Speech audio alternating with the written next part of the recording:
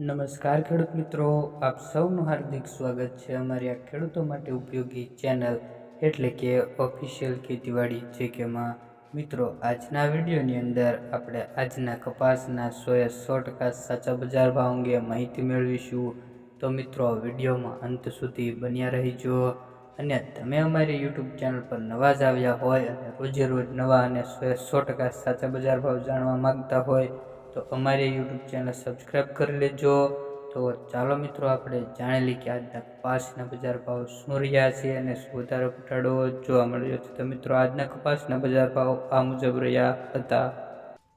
તો સૌપ્રથમ મિત્રો વાત કરીએ હળવદ માર્કેટ યાર્ડ 1200 થી 1450 રૂપિયા, બોટાદ માર્કેટ યાર્ડ 1208 થી 1521 રૂપિયા.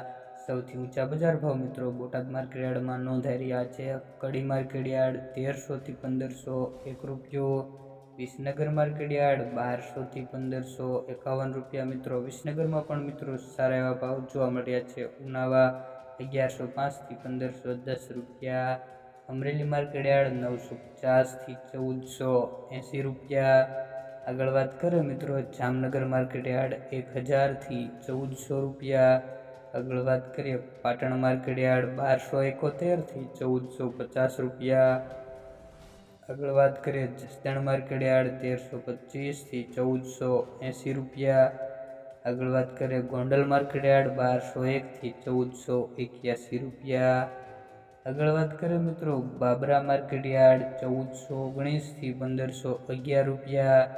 આગળ વાત કરીએ તળાજા માર્કેટ યાર્ડ 1313 થી ઊંચામાં ઊંચા 1425 રૂપિયા. વાંકાનેર માર્કેટ યાર્ડ 1200 થી 1433 રૂપિયા. આગળ વાત કરીએ મિત્રો સિદ્ધપુર માર્કેટ યાર્ડ 1231 થી 1481 રૂપિયા. આગળ વાત કરીએ ધારી માર્કેટ યાર્ડ 1100 થી 1417 રૂપિયા. આગળ વાત કરીએ મિત્રો જેતપુર માર્કેટ યાર્ડ 700 થી 1446 રૂપિયા. આગળ વાત કરીએ ધંધુકા માર્કેટ યાર્ડ 1000 થી 1451 રૂપિયા. આગળ વાત કરીએ મોરબી માર્કેટ યાર્ડ 1200 થી 1438 રૂપિયા. આગળ વાત કરીએ રાજકોટ માર્કેટ યાર્ડ 1340 થી 1480 રૂપિયા. આગળ વાત કરીએ સાવરકુંડલા 1350 થી 1465 રૂપિયા. મિત્રો, આજના કપાસના સરેરાશ બજાર ભાવની વાત કરીએ તો મિત્રો 1450 સુધીના આજના કપાસના બજાર ભાવ જોવા મળી રહ્યા છે.